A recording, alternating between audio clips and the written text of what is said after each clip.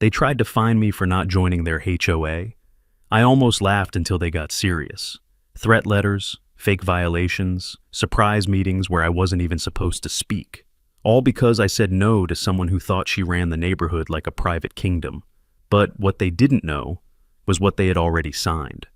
What started as a clipboard and a demand turned into one of the most satisfying moments of public reckoning I've ever witnessed.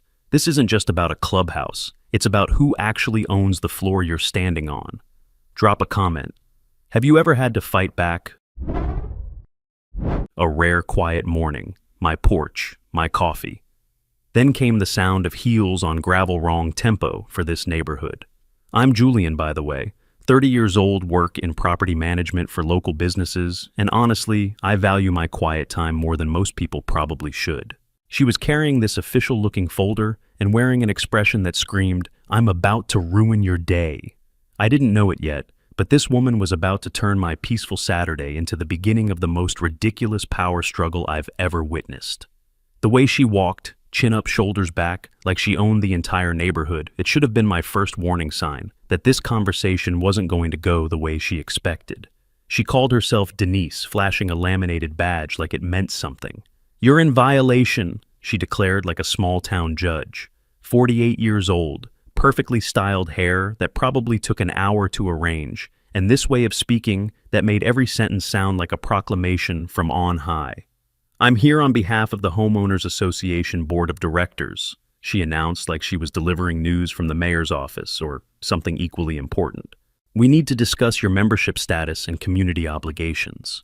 I'm not even sure why, but something about the way she said obligations made my skin crawl. It was like she'd already decided I was guilty of something before even explaining what the crime was supposed to be. I invited her to sit down on the porch, mostly because I was curious about what kind of drama she was about to bring into my life. Denise opened her folder with this theatrical flourish and pulled out what looked like a small novel worth of paperwork. The stack was impressive, had to be at least 20 pages of densely printed text and forms. "Everyone residing within this community area is required to follow our established guidelines," she declared, sliding the documents across the small table between us like she was presenting evidence in a court case. "These are your membership requirements, fee schedules, and community regulations." The fee schedule alone was impressive: annual dues of $600, plus special assessments that could range anywhere from $50 to $200 depending on what the board decided they needed, plus mandatory contributions to something called the Community Enhancement Fund. I skimmed through the regulations, and honestly it read like a list of ways to micromanage every aspect of someone's life. Grass height restrictions down to the inch paint color approvals that required board review, parking regulations that specified exactly where guests could park, and for how long, noise ordinances that made it sound like breathing too loudly after 9 p.m. would result in a violation notice. I looked up at Denise, who was watching me with this expectant expression, clearly waiting for me to thank her for bringing me into their little kingdom of bureaucratic control. "I appreciate you taking the time to bring this over," I said, trying to keep my tone polite, even though I was already mentally preparing for this to get complicated. "But I'm not interested in joining the HOA." I pushed the paperwork back toward her, and the look on her face was priceless, like I'd just told her the sky was green instead of blue, or that gravity didn't apply to me personally. "That's impossible," she said, and I could hear the edge creeping into her voice, that tone people use when they're not used to hearing the word no. "You clearly benefit from our shared community resources. You drive past our entrance signs, you can see our clubhouse from your backyard, and your property values are enhanced by our community standards." Her confidence was honestly impressive, I'll give her that. She spoke like someone declaring ownership of a kingdom, complete with the assumption that everyone within sight of her domain automatically owed allegiance. She thought she saw a pushover. What she missed was the fine print and the zoning boundary. I wasn't sure if I was dealing with someone who genuinely didn't understand property boundaries, or someone who just didn't care about them when they interfered with her authority. I explained that while I certainly appreciated living near a well-maintained community, proximity doesn't create legal obligations, and I'd done my homework before purchasing the property. According to the property documents I reviewed before purchasing this house, my lot sits outside the official HOA boundaries. I told her, watching her face carefully, to see how she'd react to actual facts. "I'm happy to be a good neighbor, but I'm not required to join an organization or pay fees for services I didn't request. That's when Denise really started to show her true colors. She leaned forward in her chair, and her voice took on this authoritative tone that I'm sure she thought was intimidating, but mostly just sounded desperate. "Let me be very clear about something," she said, pointing a perfectly manicured finger in my direction. "We have rules and procedures in place for a reason. People can't just decide they're exempt from community standards because it's convenient." I actually had to pause for a second because the irony was so thick I could practically taste it. Here was someone trying to exempt herself from basic property law because it was convenient for her authority complex while lecturing me about following rules. Did she seriously think volume and attitude could override legal documents and county property records I'd seen ego before? But watching it wrapped in a folder and high heels, that was new. The conversation kept going in circles for another 10 minutes, with Denise becoming increasingly frustrated by my polite but firm refusal to acknowledge her authority over my property. She kept coming back to the same arguments: the clubhouse, the community standards, the property values, like repeating them would somehow make them more legally binding. I could see her getting more and more agitated as she realized that her usual tactics weren't working. And honestly, I was starting to feel a little bad for her. Not bad enough to join her little organization, but bad enough to wonder if anyone had ever actually challenged her authority before. Finally, she stood up and gathered her papers with this dramatic flourish that would have been funny if it wasn't so clearly meant to intimidate me. She blinked, as if realizing she'd committed to a line she hadn't rehearsed. Then, "We have procedures for dealing with residents who refuse to participate in community responsibilities." I watched her march back down my driveway, her folder clutched against her chest like some kind of shield, and I couldn't help but wonder what exactly she thought an emergency board meeting was going to accomplish. Let her call her meeting. Let her gather her army. I had something better than a protest. I had the deed. 3 days later, I found an official-looking notice in my mailbox, fancy letterhead. Formal language, the whole production designed to make this look like serious legal business. The HOA was calling an emergency meeting to address ongoing compliance issues within the community. And guess where it was being held? The community clubhouse. I had to laugh at the irony, though I kept that reaction to myself. The meeting was scheduled for 7 p.m. on Thursday, and the notice made it very clear that all affected residents were expected to attend. I wasn't sure if that technically included me, since I wasn't actually a member of their organization, but my curiosity was definitely stronger than my desire to avoid drama. Plus, I figured it might be interesting to see how Denise operated when she had her full audience to perform for. Looking back, I should have realized this was going to be way more entertaining than I originally thought, and definitely more revealing about the kind of operation they were running. I got there early. Old habit from courtrooms and closings. I wanted to see the battlefield before the players arrived. The clubhouse had space for 50. That night, it held silent suspicion and 48 people waiting to pick a side. About 20 people were already seated in folding chairs, arranged in rows, facing a small table, where Denise sat with 2 other board members, neither of whom I recognized. The whole setup reminded me of a school board meeting, complete with that slightly tense atmosphere, where everyone's trying to look casual while clearly being prepared for conflict. They weren't chatting. They were waiting for a verdict they didn't know was coming. I took a seat in the back row, figuring I'd rather observe than participate unless absolutely necessary. A woman across the aisle crossed her arms and raised her eyebrow. No one was here for snacks. As people continued filing in, I noticed something interesting about the crowd dynamics. The man in the third row had his notebook out before the meeting began. He didn't blink when Denise said compliance. That's when I knew he'd be useful. He had this thoughtful, analytical expression that reminded me of my high school history teacher, someone who actually cared about getting to the facts rather than just going along with whatever the person in charge wanted to hear. His notebook was already out, and he was writing down notes even before the meeting officially started, which suggested he was the kind of person who took community business seriously.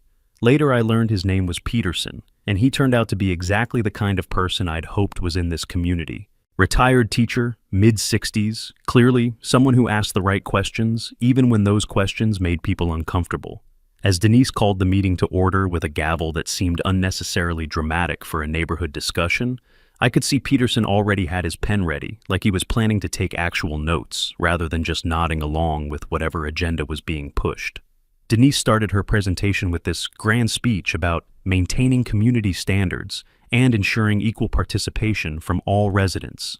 And I could tell immediately that she'd prepared this like she was addressing a much larger crisis than one guy refusing to join their club.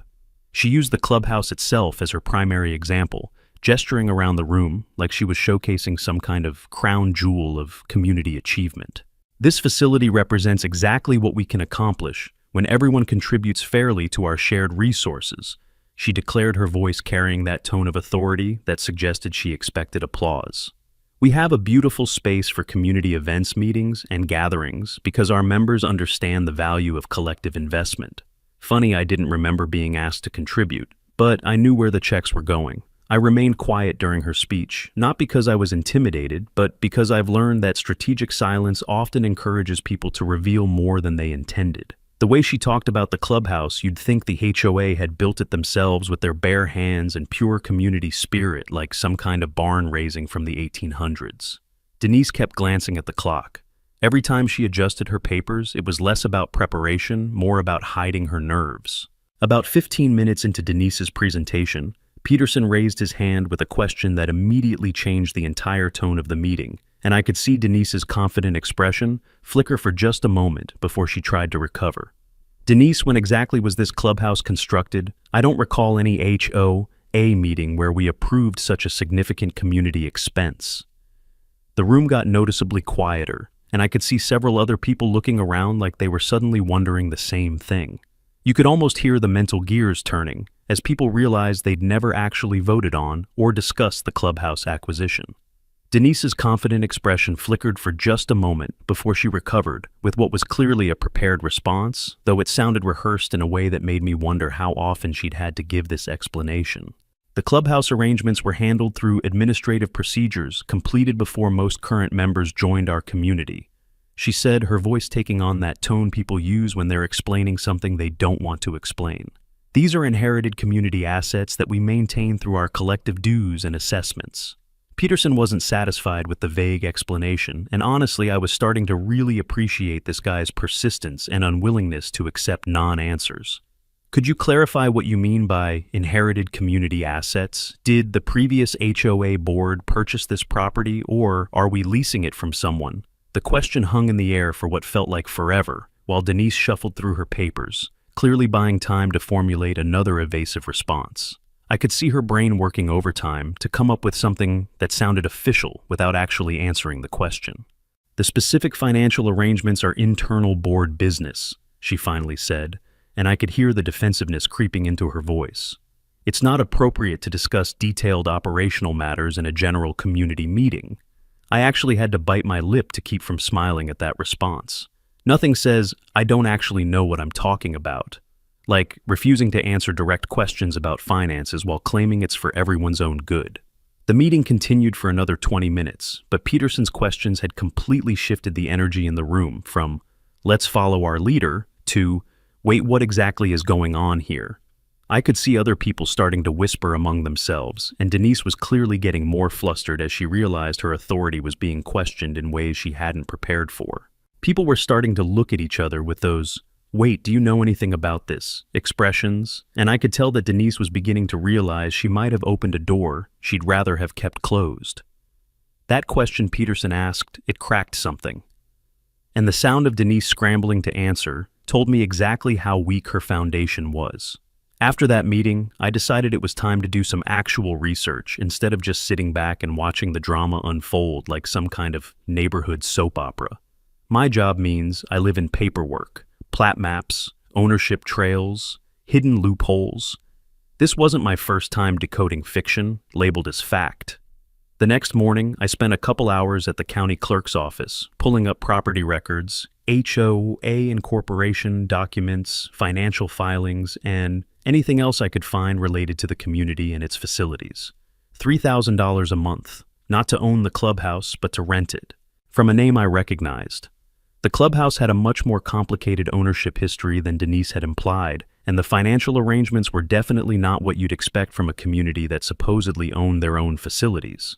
I'm not sure why, but I had this growing feeling that Denise either didn't understand the situation herself or was deliberately keeping information from the community members who were paying for it. While I was doing my research, Denise apparently decided that My absence from her authority structure was a problem that needed immediate attention, and she launched what can only be described as a harassment campaign, designed to make my life difficult enough that I'd eventually give in and join just to make it stop. I started receiving these official-looking violation notices for the most ridiculous infractions you can imagine. First, it was my grass height supposedly exceeding community standards, even though I'd literally mowed 3 days earlier, and my lawn looked exactly like everyone else's in the neighborhood. The notices all had this formal legal-sounding language that was clearly designed to intimidate people who didn't know better, complete with references to community covenant violations and enforcement procedures. She thought I'd fold under paperwork. Maybe most people would, but that's her playbook. Mine is receipts. Instead of getting defensive or angry, I decided to respond to each notice with the same level of professionalism Denise was pretending to have. Partly because I wanted to document everything, and partly because I was curious to see how far she'd take this charade. For the grass height violation, I sent back a polite note saying, "I appreciate your attention to community standards. However, I'd be happy to address any violations that have actual legal basis and can be verified through proper measurement procedures. Could you please provide the specific measurements that led to this determination, along with the relevant community standards that apply to non-members?" I kept copies of everything, partly because I wanted documentation, and partly because I was starting to suspect these notices were going to become evidence of something much bigger than petty harassment. Looking back, I should have realized these harassment tactics meant I was getting closer to something she really didn't want exposed. My research into the Clubhouse situation kept revealing more inconsistencies in the story Denise had been telling the community, and the more I learned, the more I realized this wasn't just poor communication. There were some fundamental misunderstandings about what the HOA was actually paying for. According to the public records, the HOA had indeed been making regular monthly payments labeled as facility maintenance fees, but these payments weren't going toward ownership or even building improvements like you might expect.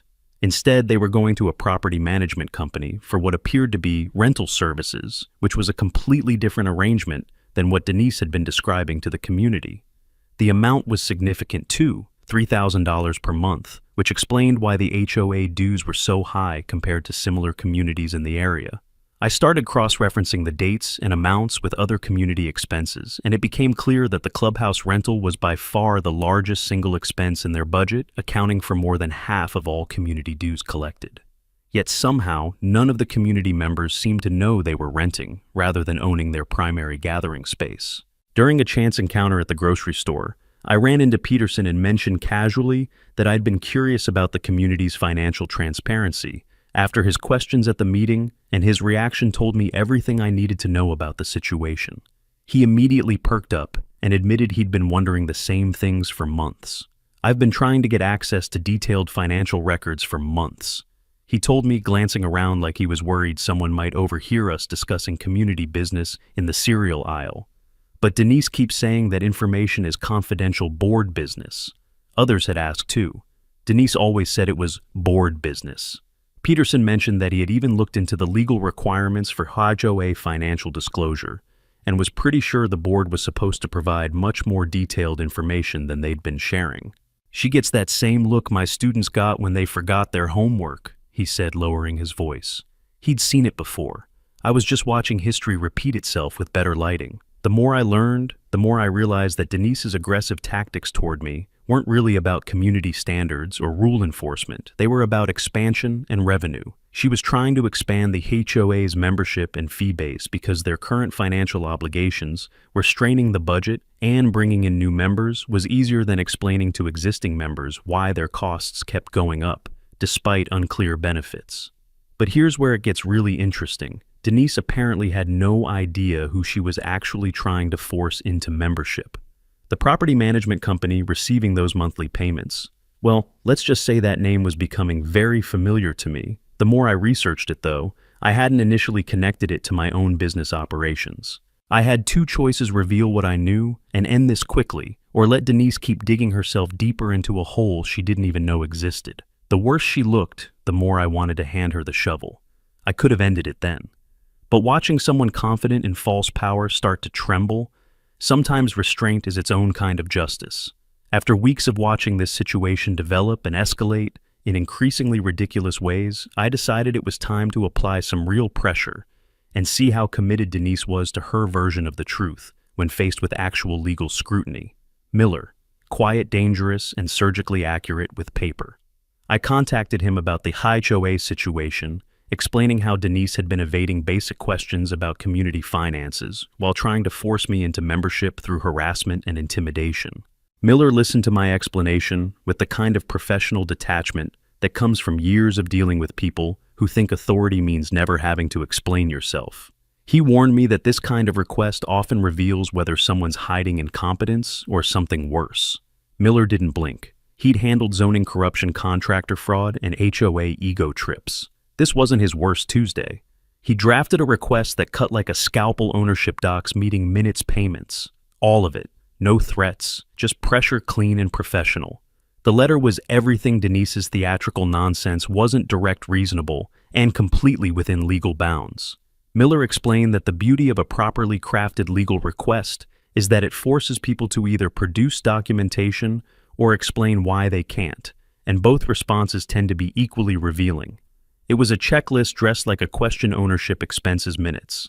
A polite way to say, show your math.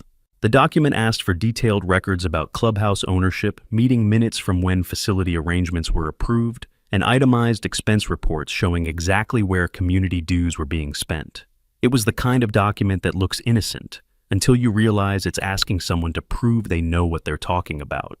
When that formal legal letter arrived at Denise's door, her reaction was immediate and completely predictable, though more dramatic than I'd expected, even from someone with her flair for theater. Emergency meeting, same headers, same tone. But this time, the fear leaked through the formatting. She'd clearly spent those hours working herself up into a state of righteous indignation, and the meeting notice was even more dramatic than her usual style. Lots of language about protecting our community from disruptive outside influences, and maintaining the integrity of our established procedures. I wasn't sure if I should be amused or concerned by her characterization of a standard information request as a hostile legal threat, but it definitely told me everything I needed to know about her mindset and her approach to dealing with legitimate questions. She was treating transparency like an attack, which suggested she had very good reasons for wanting to keep certain information hidden. The emergency meeting was held 3 days later, and the tension in the room was immediately obvious from the moment I walked in. Denise had clearly spent those 3 days working herself up into a state of righteous indignation, and she opened the meeting with what can only be described as a rant about people who attempt to disrupt community harmony through legal intimidation tactics. She made it sound like I'd threatened to sue everyone personally, rather than simply asking for financial records that should have been available anyway. We have individuals in this community who seem determined to undermine our leadership and create unnecessary conflict, she declared, looking directly at me even though she was supposedly addressing the whole group. These hostile tactics are exactly the kind of behavior that destroys the peaceful atmosphere we've worked so hard to create. She was playing war. I came in with receipts. About 10 minutes into her dramatic presentation, something unexpected happened that completely changed the dynamic of the meeting.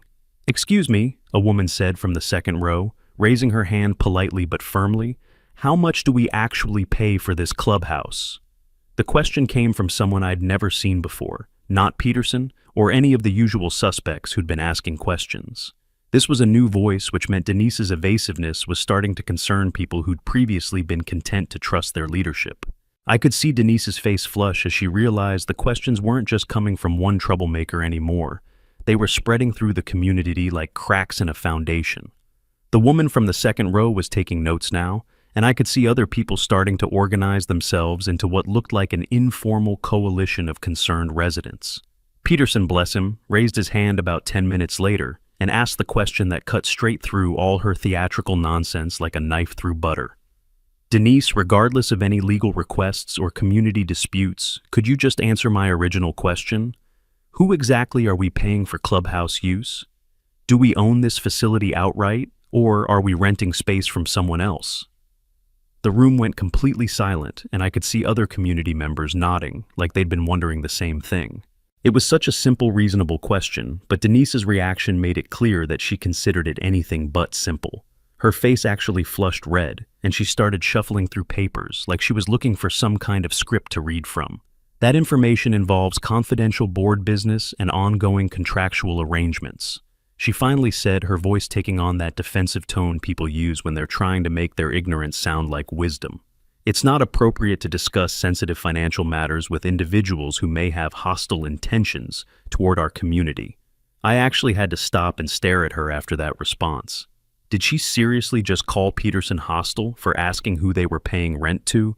The man was a retired teacher who'd been nothing but polite and reasonable, and she was treating him like some kind of enemy agent for asking basic questions about community finances. The woman from the second row looked confused, then concerned, then quietly angry as she realized she'd just been called hostile for asking about her own money. The meeting completely spiraled from there, with more and more community members asking variations of the same basic question about the clubhouse arrangements, and each time someone asked for clarification, Denise became more defensive and less coherent in her explanations. She kept falling back on phrases like internal board business and confidential operational matters, but you could see people getting frustrated with the non-answers. By the end of the meeting, at least half the attendees were openly questioning why their board couldn't provide basic information about their largest monthly expense, and several people were muttering about the need for new leadership. Peterson even suggested that maybe it was time for a complete financial audit and new board elections if the current leadership couldn't or wouldn't provide transparency about where community money was going. Walking home from that meeting, I could feel the weight of the documents in my briefcase, copies of everything I'd discovered about the clubhouse ownership, rental agreements, payment records, and the property management company that had been collecting HOA fees for the past 2 years. I was starting to feel guilty about letting this continue when I could end it with a single conversation, but I was also fascinated by watching someone completely destroy their own credibility through stubbornness and poor judgment. The situation had reached a point where Denise was so invested in maintaining her authority that she was willing to alienate the very people she was supposed to be serving. Next meeting, she'd have charts. I'd have the ledger. Let's see who blinks first. After the disastrous emergency meeting, Denise apparently decided that direct confrontation wasn't working and switched to a different strategy entirely, one that was somehow even more desperate and transparent than her previous attempts at intimidation. Whispers spread like mold that I was suing the HOA, that dues would triple, that I hated community values. I heard about these rumors from Peterson, who mentioned that several neighbors had approached him with concerns about whether their dues might go toward defending against legal costs. It was actually impressive how quickly Denise managed to turn a simple records request into a community-threatening lawsuit in people's minds, complete with dire warnings about financial ruin and neighborhood destruction. I wasn't sure whether to be annoyed by the dishonesty or amazed by her ability to create drama where none actually existed. The community response to Denise's rumors was mixed, which honestly surprised me, because I'd expected more people to see through such obvious manipulation. Some residents apparently bought into her narrative about legal threats and community disruption. These were mostly people who preferred to avoid conflict and just wanted someone else to handle the details of community management. But a growing number of people, led by Peterson and a few other longtime residents, were becoming increasingly suspicious of Denise's secretive behavior and her refusal to provide basic financial transparency. I could see the neighborhood splitting into two camps: those who trusted Denise's authority, regardless of her evasiveness, and those who thought the community deserved honest answers about where their money was going. It was like watching a small-scale political crisis unfold in real time, complete with whispered conversations at mailboxes and carefully chosen sides at community events. That's when something interesting happened that I hadn't expected. I got an email from an address I didn't recognize with a subject line that just said, "Expense Report." The message was brief. "Check line item 47 in last year's expense report. You didn't hear it from me." No signature, no identifying information, but the timestamp showed it was sent at 2 in the morning. Someone inside the HOA structure was getting nervous about what they knew, nervous enough to reach out anonymously to the guy Denise was trying to paint as the enemy. I spent the next hour cross-referencing line item 47 with the public records I'd already pulled, and what I found was illuminating. There were discrepancies between what the community was being told about expenses and what was actually being paid out. I had the facts. Still, when Peterson turned to me for a nod, I hesitated, only for a second, but it was enough. When community members started approaching me directly about the lawsuit rumors, I made sure to respond as calmly and reasonably as possible, partly because I wanted to counter Denise's narrative, and partly because these were decent people who deserved honest answers. I have absolutely no interest in suing anyone, I told them, and I could see the relief on their faces when they realized I wasn't some kind of litigation-happy troublemaker bent on destroying their community. I simply believe that community members deserve complete transparency about where their dues are being spent, especially when those fees are significantly higher than similar neighborhoods. Most people seemed relieved by my response, and several admitted they'd been wondering about the same financial questions but hadn't wanted to seem like troublemakers themselves. It became clear that Denise's authority had been maintaining itself partly through people's reluctance to ask questions that might create conflict. She wanted me to flinch. I was still sipping coffee. My research into the property management company receiving the Clubhouse payments had revealed something that made the whole situation even more interesting than I had originally realized, and definitely more ironic than I could have possibly imagined when this whole thing started. The company name was definitely familiar to me, though I hadn't initially connected it to my own business operations when I first started investigating the HOA's finances. As I dug deeper into the financial records and cross-referenced them with my own company's client databases, I started to understand exactly how this entire arrangement had come together. The more I learned, the more I realized that this wasn't just a case of poor record-keeping or lack of transparency. There were some fundamental misunderstandings about the nature of the Clubhouse arrangement that went way beyond what any reasonable person would consider normal HOA operations. The whole situation was starting to feel like some kind of elaborate cosmic joke, where the person trying to force me into paying fees was actually demanding that I pay rent on my own property. During one particularly heated community discussion that Peterson had organized at his house, something remarkable happened that showed me just how far Denise's credibility had fallen.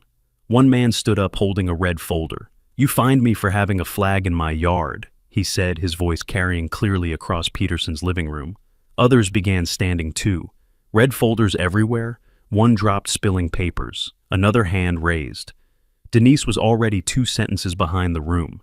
Each one contained a violation notice, a fee assessment, or a demand for compliance that didn't seem to have any legal basis. It was like watching a dam break. All these people who had been quietly accepting Denise's authority were suddenly realizing they weren't alone in questioning her methods.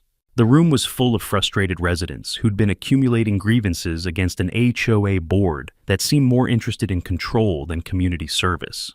Denise made a critical mistake that revealed just how little she actually understood about the financial arrangements she'd been defending with such passion and certainty. When pressed for specific details about the Clubhouse ownership, she accidentally admitted that the HOA board had been approving monthly payments without actually knowing what services they were purchasing or from whom they were purchasing them.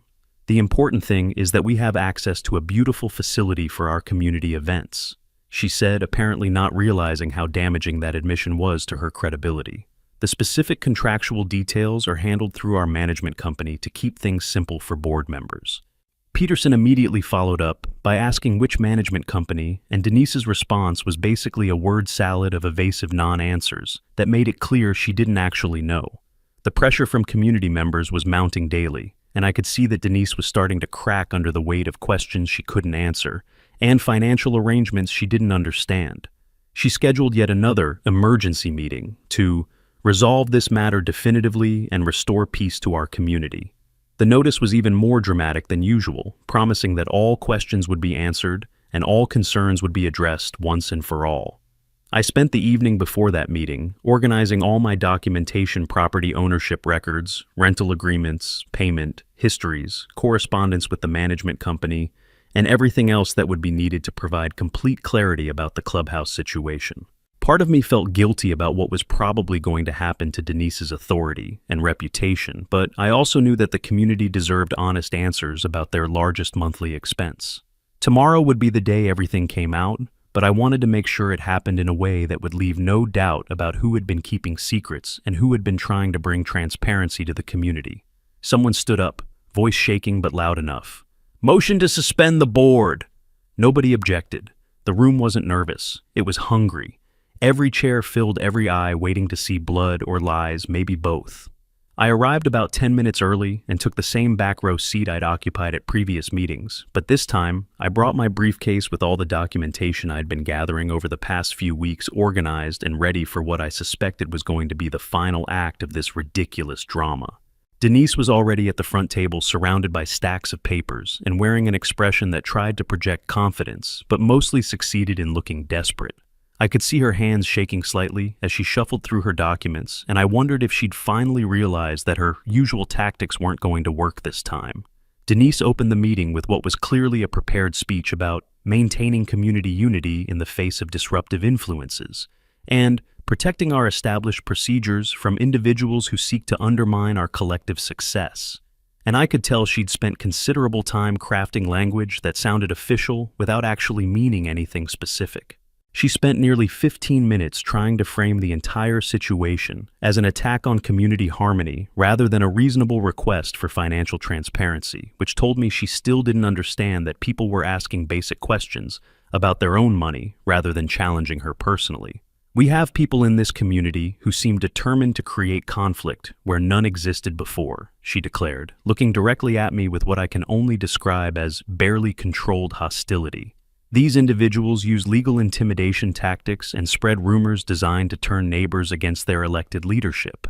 The irony was so thick I could practically taste it. Near was someone who had been spreading rumors and using intimidation tactics for weeks, but somehow I was the problem for asking to see financial records. I remained completely calm and quiet throughout her presentation, partly because I knew my turn was coming, and partly because her increasing desperation was making my point better than any argument I could have made. The more she talked about unity and cooperation, the more obvious it became that she was the one creating division through secrecy and evasion. About 20 minutes into Denise's dramatic presentation, she made the critical mistake of trying to prevent me from speaking at all, which immediately backfired in exactly the way you'd expect when someone tries to silence discussion at a community meeting.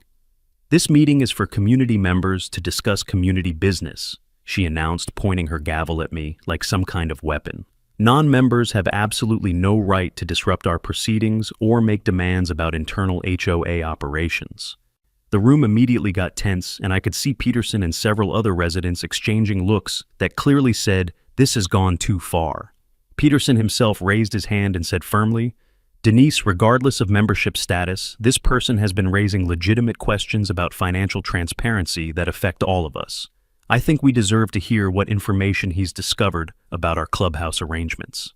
Several other people nodded in agreement, and I could see that Denise's attempt to exclude me from the conversation had backfired completely. Instead of protecting her authority, she'd made it obvious to everyone that she was afraid of what I might say. Despite the hostile atmosphere that Denise had tried to create, I stood up slowly and deliberately, keeping my expression calm and my voice steady, because I knew that any hint of aggression or vindictiveness would undermine the legitimacy of what I was about to reveal. No preamble. Just the sound of a zipper. It didn't slam. It didn't need to. Just the sound of the folder landing flat. It hushed the room. The room went completely silent. You could literally hear people breathing while they waited to see what I was about to reveal.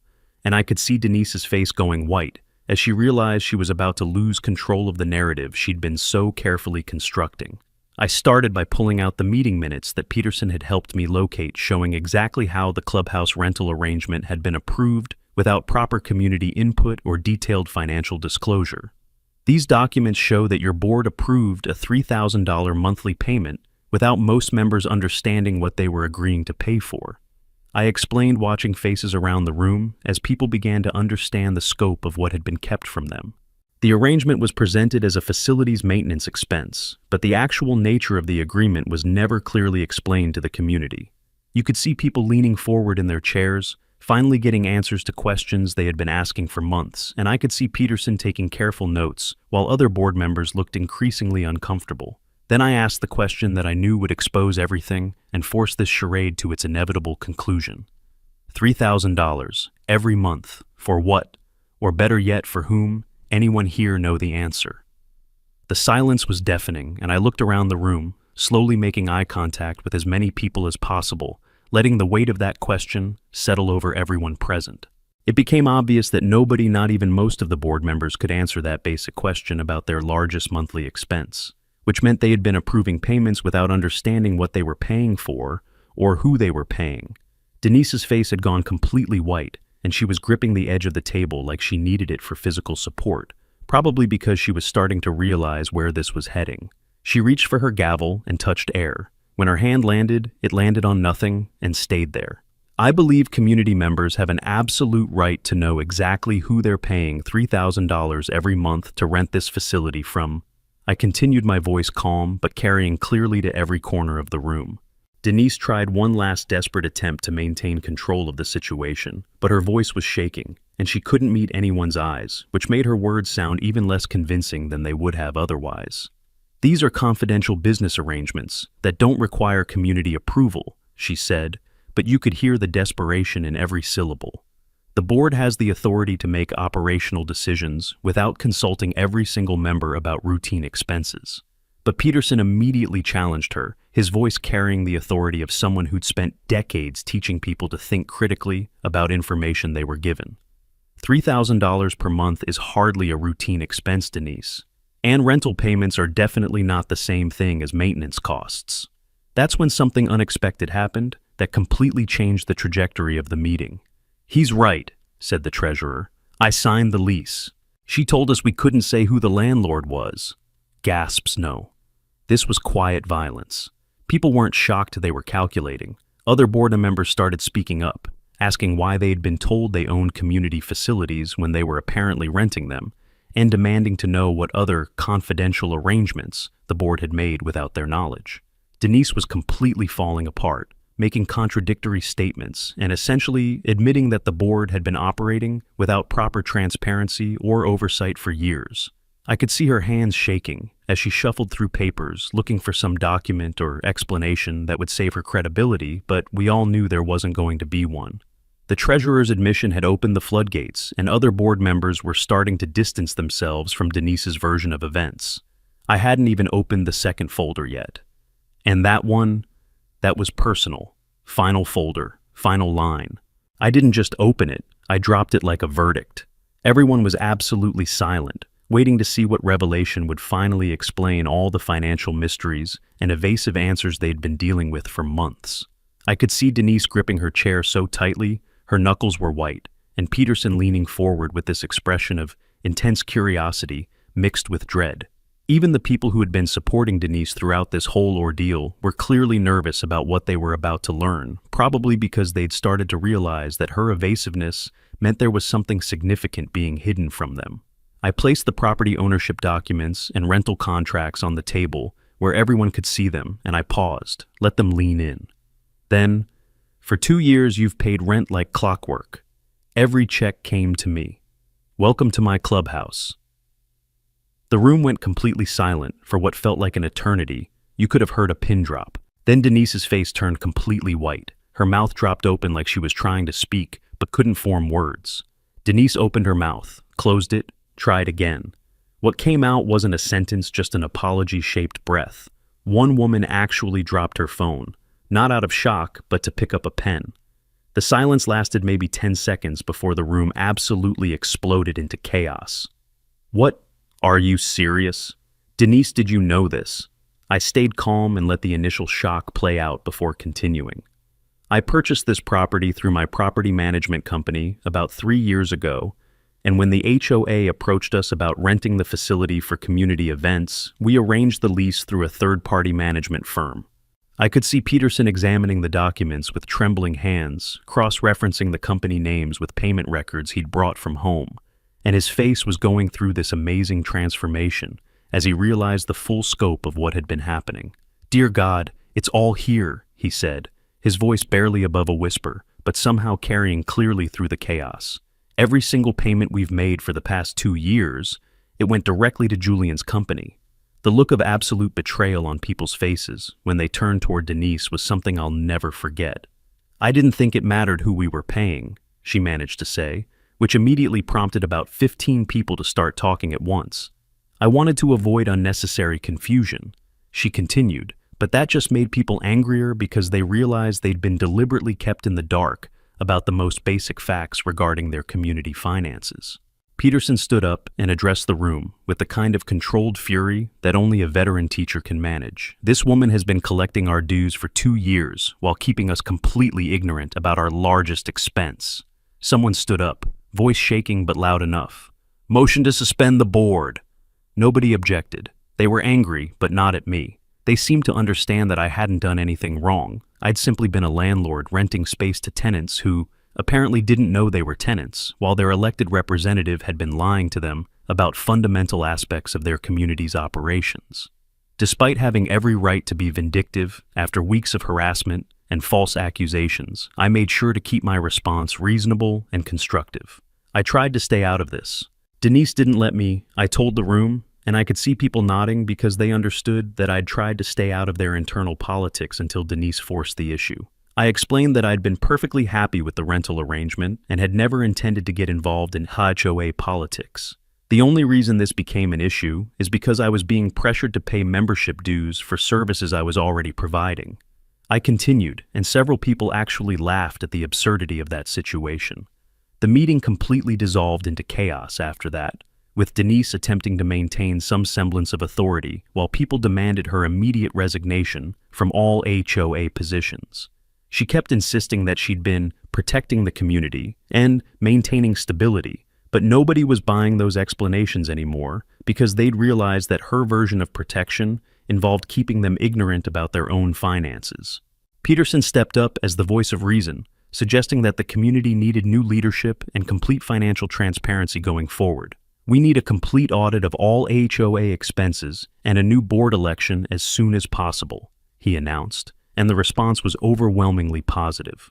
Over the following weeks, I worked with Peterson and the new interim leadership to establish a fair, transparent rental agreement that all community members could review and vote on democratically. The monthly cost actually decreased because we eliminated the unnecessary management company that had been taking a percentage of every payment.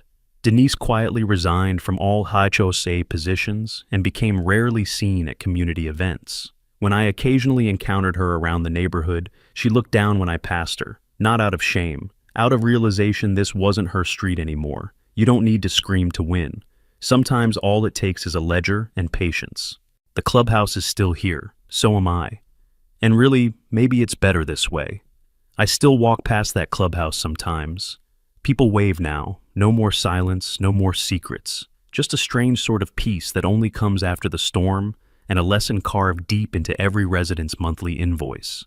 Denise disappeared quietly, but the contract, that's still active. Maybe the real lesson here is when you demand loyalty, make sure you're not paying rent to the one person you tried to evict.